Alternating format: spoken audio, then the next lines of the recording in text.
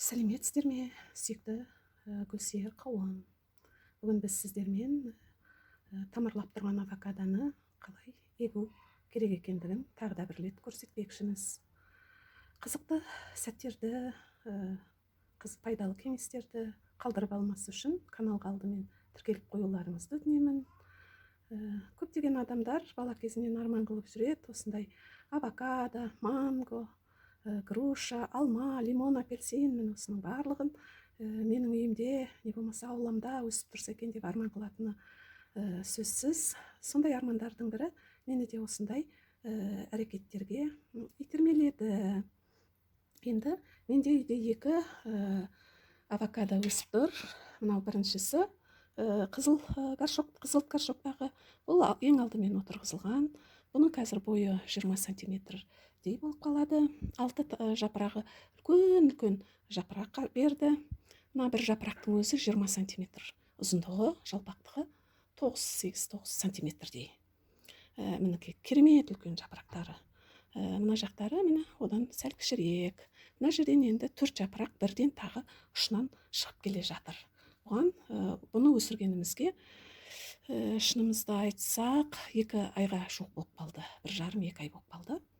Ал мынаған еккенімізге 1 аптадан асты. Бірақ та біз бұл әбден тамырлағанша бұның сабағы да ұзарып кетті. Міне жапырақтары қатты үлкейе қойған жоқ. Мынаның бойы кішірек болғанмен, мынаның жаңағы бұл ертерек егілген, мынау кейін егілген. Бұл тамыры ұзарып, әбден жетілгенше бұл суда тұра берді. Уақытта болған жоқ бір жағынан. Сондықтан осындай күйде болып тұр. Біреу ұзын, біреу қысқарақ, және горшогы да төменірек. Мынаның горшогы кішкене биігірек.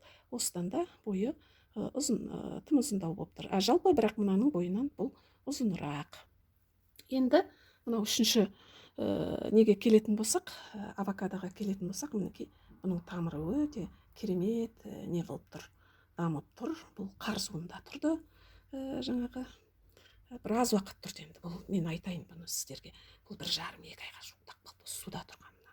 Сондықтан бұның тамыры әбден өсіп жетілді. Қазір мен былайынан да көрсетейін. Міне тамыры өте жаңағы бірнеше тамырлар бар. 4-5 тамыр, 4 тамыры бар. Бірақ та бір-біріне жаңағы не қылып тұрғандықтан, жақын тұрғандықтан олар бірігіп көрініп тұр. Негізінде тамыры өте жақсы жетілді. Міне енді мынау арасы былай ашылады ғой, бұл дәннің арасы. Мынандай саңылау ашық жарылған жері болады. Міне байқап тұрсаңыздар, осы жарылған жерінің ортасынан мынадай сабақ шығып келе жатыр. Мынадай сабақ бұдан да әлі, бірақ толық мына домалақтан дәнінен әлі шыққан жоқ. Енді қазір бұның түсі сарғылт, ашық сары, бірақ та мынау күн бұлтты болып тұр ма, бұл қоңырлау болып көрініп тұр. Сондықтан ол енді маңызды емес қалай көрініп тұрғандығы. Қазір біз оны мына горшокқа егеміз.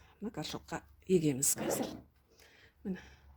Мынау авокадодан, мынадай горшок. Бұның ішіне төменгі жағына мен дренаж салдым. Ортан беліне жақын, мына жерге дейін дренаж салдым. Дренаждар ірі. Оның себебі авокадоға ауа жақсы керек. Сосын үстіне кәдімгі гүл өсіретін топырақты салдым. Қара топырақ мінекей.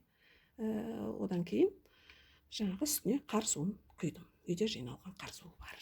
Ертіліп.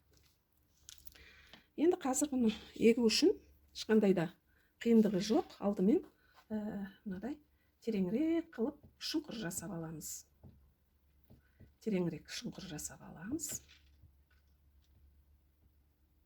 Тамыры орналасу үшін. Осындай шұңқырды жасап алдық. Енді авокадомызды алып келіп, бұны бұлай осы шұңқырға әкеліп орналастырамыз. Мінекей орналастырамыз. Көрініп тұрған болар сіздерге де. Енді жаңағы анау жан-жағындағы суға батып кетпес үшін толығымен қойған шилерді алып тастаймыз. Болды. Міне жартылай топыраққа батып тұр, жартылай ашық тұр. кішкене мынандай жаңағы қазған шұңқырымыз кішкене орны басылсын десек, кішкене былай басып қоямыз жан-жағын. Мінекей, авокадо егілді. Енді бірнеше күндерден кейін, жаңағы бірнеше апталардан кейін, мынау үшінші авокадо әдемі өсіп тұрады деп сенейік бұған. Жарайды, бұны қазір мұнда қойып қоямыз. Енді мен сіздерге мына бірінші авокадоны көрсетейін. Қарайтын болсаңыздар, жапырағы деген қараңыз, менің алақаным қандай. Алақанымнан даже білезік салатын білезігіме дейін жетіп тұр, саусағымның басынан. Алақанымнан да асып кетіп тұр. Мынау саусақтың ұшынан мынау алақаныма толық жетіп тұр. Өте үлкен жапырақтары. Тамаша, мына 4 жапырақ әдемі өсіп келе жатыр. Міне үстің жағынан тағы да осындай 4 өскін жапырақ өсіп келеді. Бұл бірінші авокадо. Ал енді мына екінші авокадоны көрсетейік. Бұл авокадоның бойы ұзын. Мінекей, төменде міне дәннің ортасынан шыққан сабағы мынау ұзын. Енді мынау 4 жапырағы, 5-ші жапырақ енді орны білініп келе жатыр. Міне бұл әлі енді жас авокадо, жапырақтары жалпайып не қылған жоқ. Мінекей, аз ғана осындай өсіп келеді. Мінекей, авокадоны үй жағдайында өте осындай оңай ғана өсіруге болады.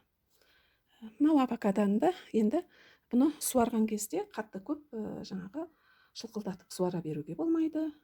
3-4 күнде, күн ыстық болса 3-4 күнде, күн қатты ыстық болмаса, онда 4-5 күнде аздап шылқытпай суаруға болады. Жапырағына су бүркіп, жаңағы су шашыратқышпен су бүркіп, не болмаса қолмен де суды бүркіп қоюға болады.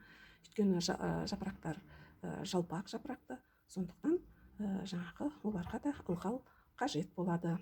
Жарық жерде, жылы температурада жақсы ауа келіп тұратын болса, тамырына жаңағы ылғал болып тұратын болса, өте жақсы өседі үй жағдайында. Одан кейін тағы да бір айтарым, мен бұл гүлдердің бәрін, экзотикалық өсімдіктерді әрдайым қар суымен, жаңбыр суымен суарамын. Мінекей, сондықтан да олар табиғи сумен ылғалданатын болғандықтан, бұлар өте осындай әдемі өсіп келе жатыр. Мінекей. Енді осындай әрдайым осындай қызықты жаңалықтармен бөлісіп отыру үшін каналға тіркеліп, жазылып, сұрақтарыңыз болса сұрауға болады. Ал енді қазір мен келесі видеомда жаңағы алма, оның ішінде салтанат алмасы тамырлап жапырағын жаяйын деп тұр. Дәндері, одан кейін мандарин. Соны мен мынау ыдыстың шетіндегі бос орынға егемін. Бұл менің келесі видеомда болады. Қызықты жаңалықтарды қалдырып алмас үшін каналға тіркелуді тағы да ескертіп қояйын. Қош сау болыңыздар.